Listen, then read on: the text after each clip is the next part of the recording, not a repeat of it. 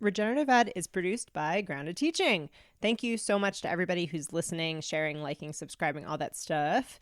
It means so much. And, these are my thoughts that, they're the thoughts that hold enough conviction for me, I'll say, to share them. And they're built from my conscious and my subconscious accumulations of experiences and books and mentorships and et cetera, et cetera. A lot of that information stands on the shoulders of so much wisdom that's come before me. And then what I hope that you'll do is take these ideas and build on these ideas and shift them and iterate on them and then use them to create your own ways of being and teaching and, dare I say, thriving in this world. And that's really what we've been doing for the past 3 years with Grounded Teaching is heaps and heaps of iteration. And it really started with our moonlighting work that we were doing with regenerative fashion systems and permaculture farming while we were both teaching. And then we layered on those lessons onto our day jobs as teachers. And we widened our viewpoint. We narrowed our viewpoint. We widened it again. We moved it over. We narrowed it. So we did this again and again, iterating. And, we have, with Grounded Teaching, Jess and I have hundreds of Google Docs and slides that have seen very few community members. We have thousands of hours of ideas, not just of ideas. Yes, definitely thousands of ideas, but thousands of hours of ideas that have gone into what we've been working on with this Grounded Teaching project. And we've kept testing these ideas over and over again, but on small scales, and then watching and seeing what happens, observing, listening for feedback, shifting. And by the way, this is something that we teach, and it's a really good process when you're having an idea, right? What scale are you implementing the idea? Are you implementing it so that it's small enough to observe the feedback and then iterate from there? You want to start small with an idea and then watch and listen. Don't get too big, too fast, that you're too clunky to respond to feedback. And that's partly why Jess and I are such fans of local systems, by the way, because they're just so much easier to turn the ship if you need to. But in terms of our iterations, I'm super proud that that's what we've been doing. I'm super proud of all the meanders and all the turn around, not that way. I'm proud of the file folders that are filled to the brim with Word documents and PowerPoint presentations that only a small number of people have seen. I'm super, super proud. I just heard today, coincidentally, I think that Thomas Edison quote that is, that says, "I've not failed. I've just found 10,000 ways it didn't work." And I love that. I think it's great. Put it in your classroom. For Grounded Teaching, what am I getting at? For Grounded Teaching, we're at a point where we feel like we've collected enough patterns of observations of the happenings, what we're doing over the course of the 3 years. And we've asked ourselves some really solid questions this past winter. Questions like, what are we doing in this teacher space? Like, what are we actually trying to do? Why? Who cares? What's paradigm shifting and important, and what's just noise? And how can we offer really, really great support that actually creates change in one way or another, and change in a way that's reciprocal, which we're always going on and on about, change in a way that's sustainable, so we have the capacity to deliver the best stuff, and so that people who are making changes feel supported in those changes and can change, or systems can. And then just, friggin' joyful, right? Like, how do we aim to shift school culture and also paradoxically live the best that we can in this very moment right here? And so for the first time in a while, we've actually got some solid direction for Grounded Teaching that we really want to hang our hats on. Strategy and goals to do, what we can to shift this industrial educational system. So specifically thinking about supporting teachers who love teaching, but feel caught between working in an extractive mechanical system and who want to work and operate from a regenerative, life-giving system, right? Which obviously is what education should be, okay? Education system, the medical, industrial system, like these are all life-giving systems. There's no need for them to be extractive. It just doesn't even make sense. Okay, so for the first time in a while, we've got that solid direction, and these next steps, really, we recognize that this is another iteration, but now we feel like we have enough observation and data to be really confident in the strategy that we're rolling out for content teaching. We're confident it's the best strategy the best shot that we've got, I'll say. Given the knowledge and skills and the passion that we currently possess, it's the best shot that we got to really do some good, we think. So we're going to be sharing that direction and what it means in, this movement that we're one small part of in changing the industrial ed system by supporting teachers in the next 2 weeks. So if you want to be sure that you don't miss it, there's a link in the show notes where you can, sign up, put your email, and then we'll make sure that you don't miss that information. You can actually do it right now while you're listening. It's super easy. Also, rate, review the podcast if you want while you're down there. Okay, enough with all that. Let's get into the podcast. It's all about streamlining. This one feels a lot different than the other three because, well, good God, right? Streamlining is the one pattern in nature that we're actually on overdrive about. Okay, more about that in the episode. Anyways, thanks so much for listening. Enjoy.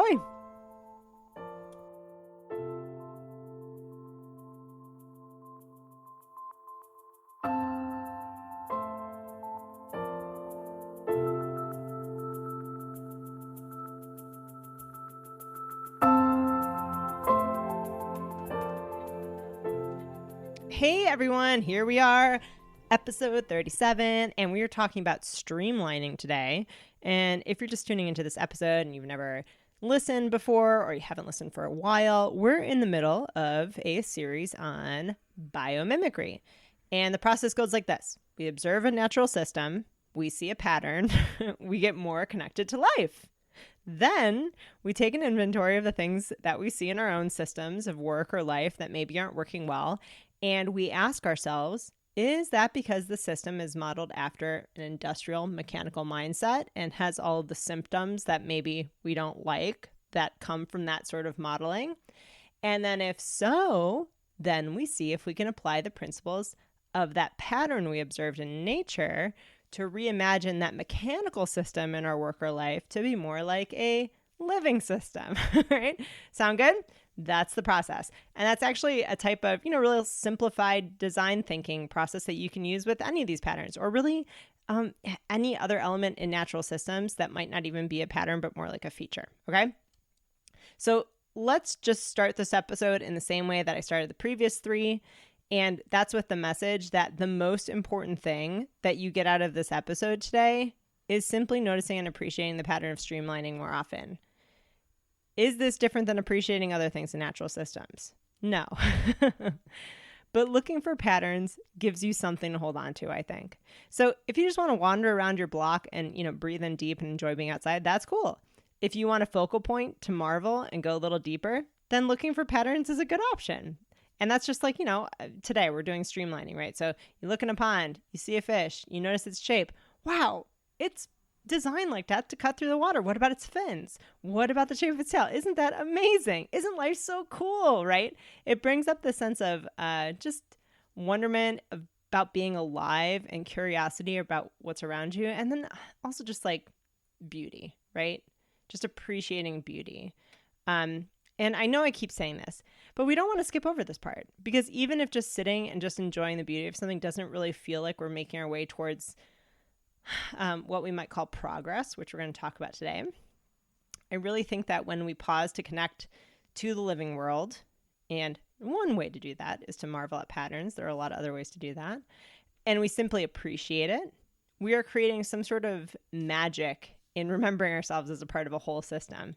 And it's a little bit outside of that input-output thing that we've got going on, right? So it's not like, oh, I did 10 minutes of meditation every morning so that I feel less stressed, right? Now that is cool. That's good. Maybe, we do live by these laws of cause and effect, input, output. That's true, right?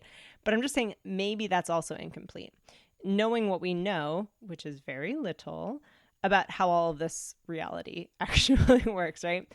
And so when we say like, I'm going to take the time to connect to the natural world and then appreciate the beauty there, and then let go of why or, what output, is going to make me happier, is going to make me more productive, right?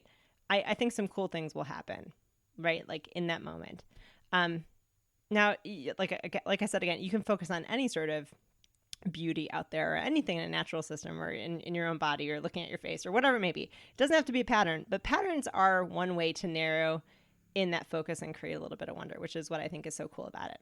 Okay, so that's the first thing. So your challenge for the week, go find a living thing that's streamlined and marvel at how it's designed, how beautiful it is. And do it just because we're here to enjoy beauty, not because it's going to make you healthier or whatnot, though of course it will do that too, okay? That's the assignment for the week. Okay, anyways, get that beauty mumbo jumbo out of the way. Let's talk about doing things and progress and designing for our life and our work. It might be good if you pause this for a second and then just thought out loud about all the streamlined living things that you can think of, just so that you're cognitively with me. I know you're not going to do it. I wouldn't do it if I were you, but you should do it. Pause it and think, okay? That's the one downside of doing these workshops with the podcast. It's like there's no real-time pausing to enforce that sort of thinking. But okay, are you back? You might have listed a few animals like snakes, right? Their shape and their scales make them streamlined. Fish, their shape and their scales make them streamlined. Birds, their shape and their feathers make them streamlined, right? Maybe you went a little bit deeper and then you listed some specific type of fish that are streamlined, like the salmon is said to be one of the most streamlined fish, or specific birds like the gannet bird when I was researching for this, which is streamlined for both air and water because it dive bombs into the water to catch fish, which is pretty cool. Or maybe you even went the mammal route and you thought about cheetahs, right? Long, thin body compared to, say, an elephant, right? Okay. Got a pretty good list of animals here. We're doing our observation part. And now we're thinking, what does streamlining do for them? Why does it exist as a design function? I mean, and so in this case, unlike the last three, this one's pretty obvious, everybody, right? It's to decrease friction, okay? Why do we want to decrease friction? Well, it makes getting around easier, and easier is nice. And then 2, less friction means more speed, okay? We just basically summarized Western industrial culture, okay? Making things easier, increasing our speed. And that's what's going to make talking about streamlining a little bit different than talking about the other 3 patterns that we've just recently done. If our culture was going to, mimic any natural pattern out there, it sure seems like streamlining would be the natural fit, right? I can even say like, oh, let's streamline it. You know exactly what I mean. Instead of if I were to say like, oh, let's make that idea wave. Like 2 podcasts ago, people be like, what are you said the wrong word. You have brain fog. So it's obvious that this one just really resonates because, I'm talking about like with industrialized culture because it's a natural pattern that has been applied to industry basically at, nauseum, and ultimately, why? Well, to make more money, and because, more money is also more power. We've become like pretty good pros at streamlining because our culture really values those things. And so, just like me eating a pint of Ben & Jerry's half-baked ice cream and maybe some other good things, we went ahead and overdid it. We went ahead and overdid the streamlining thing. We went ahead and over-applied streamlining to, 1, avoid the friction and make things easier, and 2, to speed everything the hell up. And in the other 3 podcasts, we spent a lot of time thinking, where can we apply this natural pattern to throw off the chains of the patterns of industrialization and mechanization? But streamlining creates speed, and speed is a function of time, and time is, you could fill in the blank. Time is money, right? And our culture revolves around extractive things for money and power. And so, what we're going to need to do here is go a little bit deeper into the question on streamlining and really ask ourselves 3 questions about streamlining. The first one is, am I streamlining something because someone told me to, because they intentionally want money and power? Standardized testing. The second question is, am I streamlining something unconsciously because hurrying until we're dead is just the culture that I'm stewing in? And then the third question is, am I streamlining something intentionally because it aligns to my values and where I want to spend my time? Or do I need to streamline something because it would align better to my values and where I want to spend my time? Let's start with the first question. Am I streamlining something because someone told me to, because someone intentionally wants money or power? And then I did that standardized cough testing thing. Like we said, by default, most things in our industrialized culture get streamlined because they create power or money. So standardized testing is a way of streamlining assessments that quickly and easily they get results to people so they have power. We couldn't do this before. Technology allows us to do it now very quickly and creates a revenue stream as well. So, I mean, I'm not all or nothing. In small amounts, sure, standardized testing has its place, right? But it's clear now, obviously, that standardized testing has really gone out of control. And I think it wouldn't be a far cry to say that it exists to create power structures and revenue that maybe ultimately don't help students. That's what it does. Okay. This is an example of streamlining the wrong thing. All right. The second question is, am I streamlining something unconsciously because hurrying until we're dead is the culture that I'm stewing in? Probably, yes. The answer is yes, you probably are. Okay, yes, you are, for sure. Why is it that I have so much more technology at my fingertips to cut off hours of my day, right? I no longer wash my dishes by hand, or I no longer wash my clothes by hand, or write letters by hand, or take so many trips to the post office even. I can even get my groceries delivered now.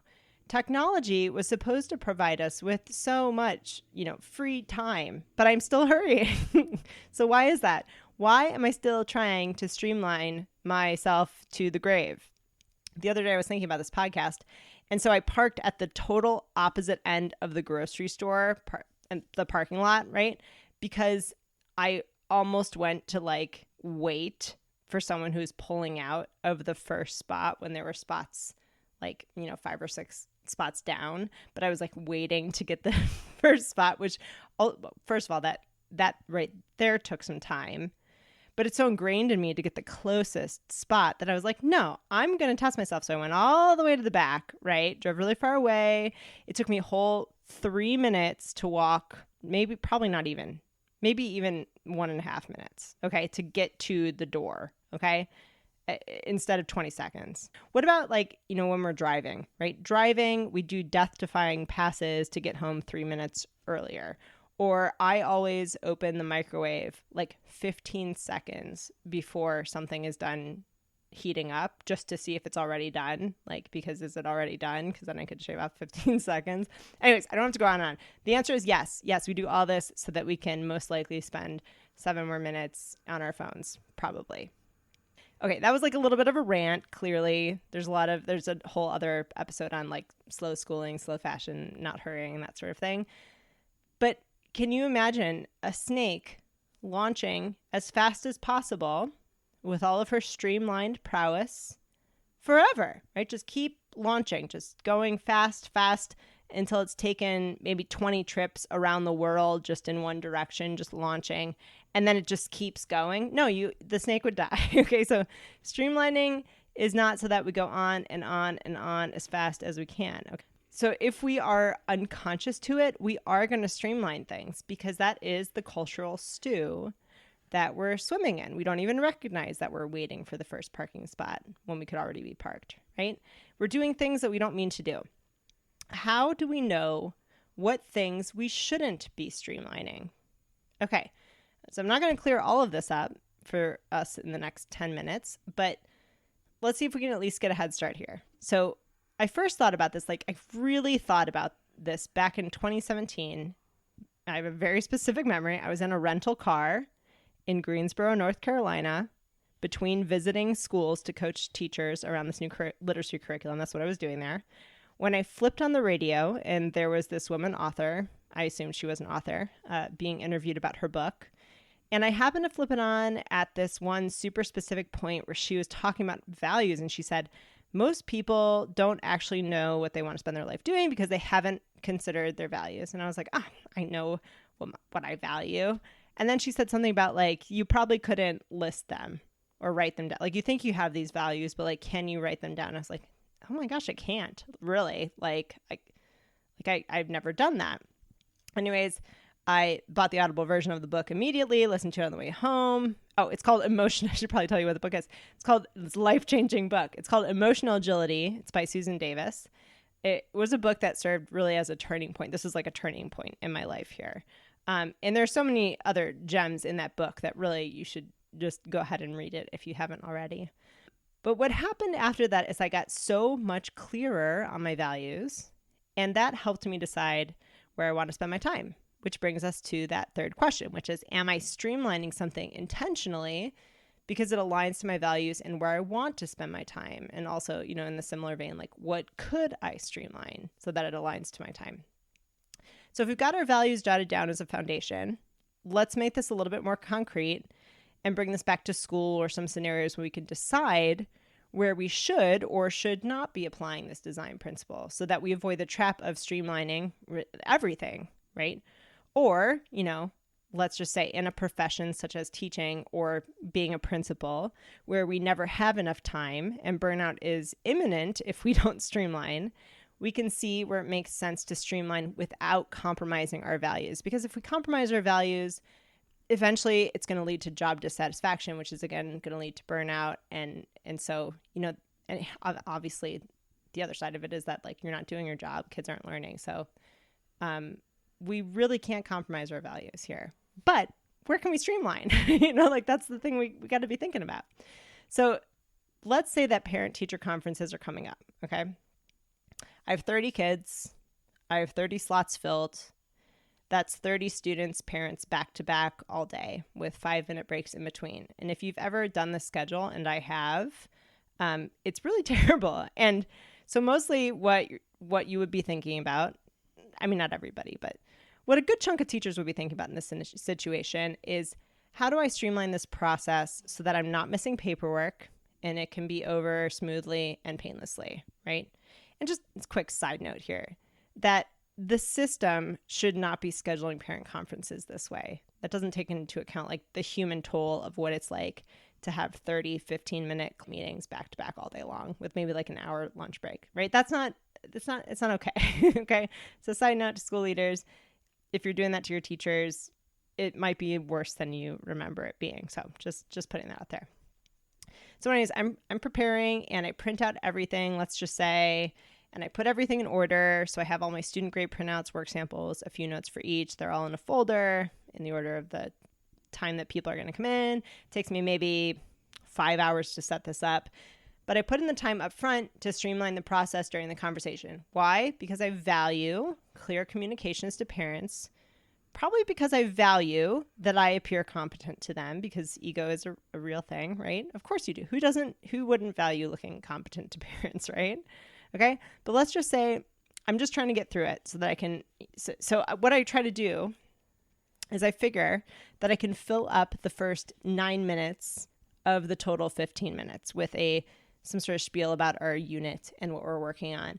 And then I'll give a super quick report, and then the parents will have 2 minutes to ask a question before they walk out, and the next parents come in because they're waiting outside or on Zoom, which is, where all that uncomfortable friction might occur that I just don't want, because I'm really looking to streamline this thing, right? Again, like, no friction, ease, okay? And speed, get it done, get it over with.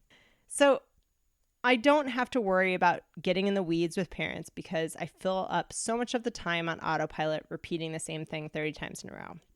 You might not do this at all, but I've coached almost 1,000 teachers, and I know teachers who do this because parent-teacher conferences are nerve-wracking for many teachers. Especially new teachers. So here's the question.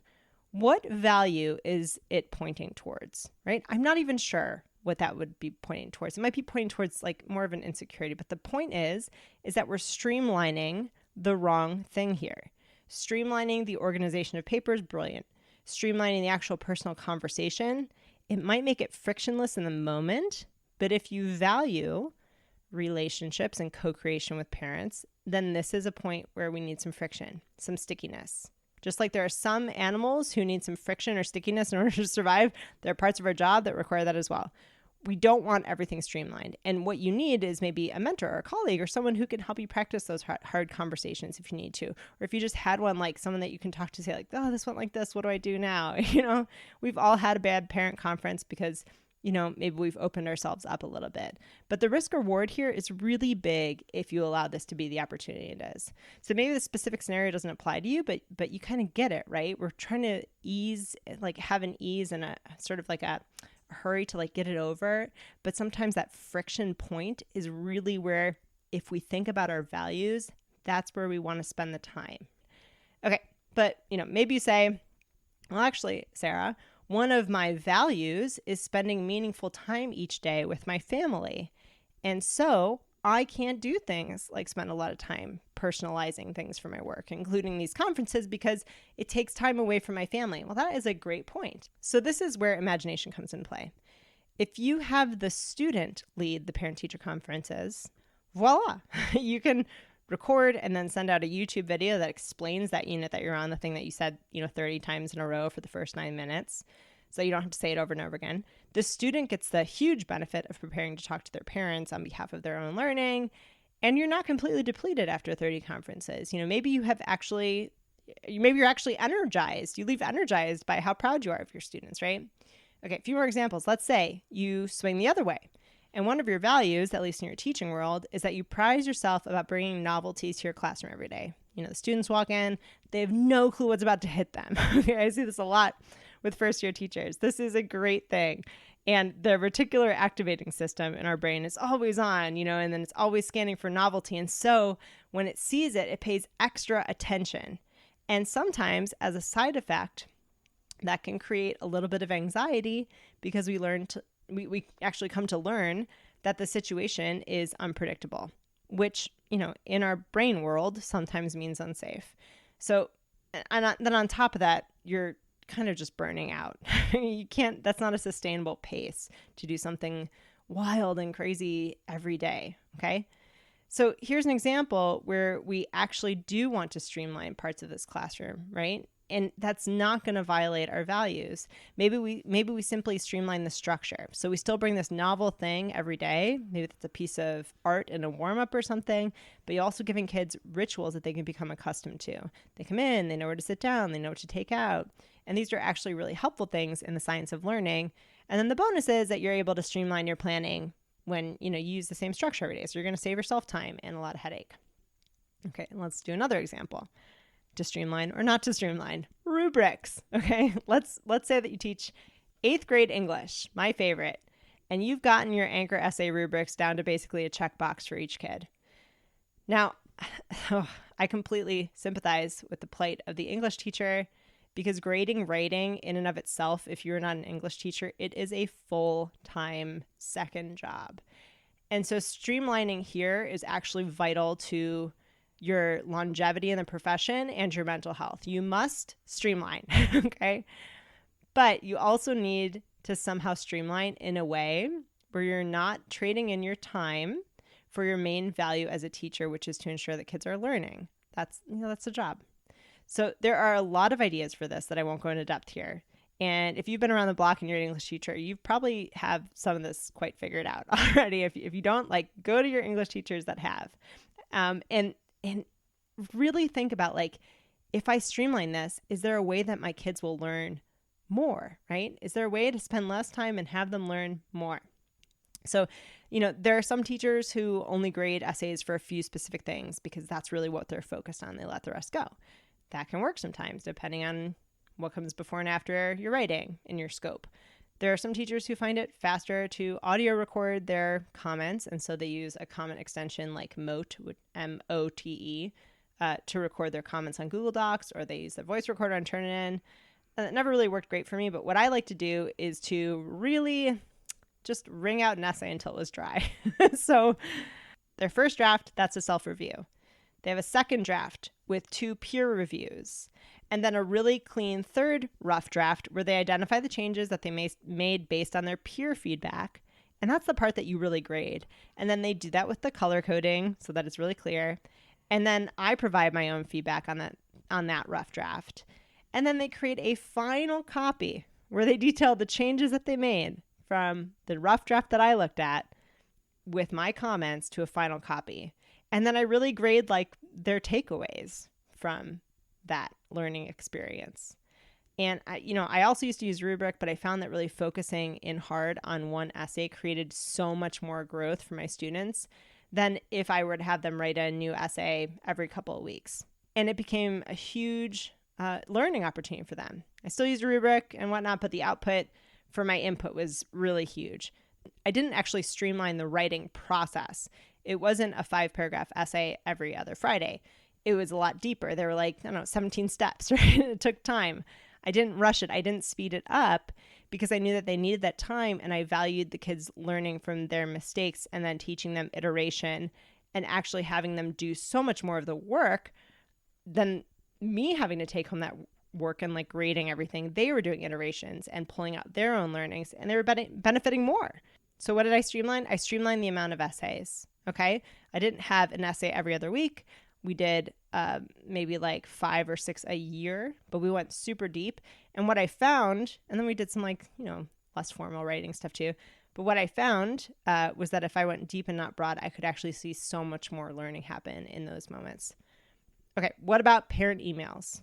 What are our values about parent emails, and how do we create systems and structures that streamline the right thing but don't compromise those values? Okay, where can we do some mass messaging and then do little bite-sized bits of like personalized responses? Okay, where are we getting bogged down?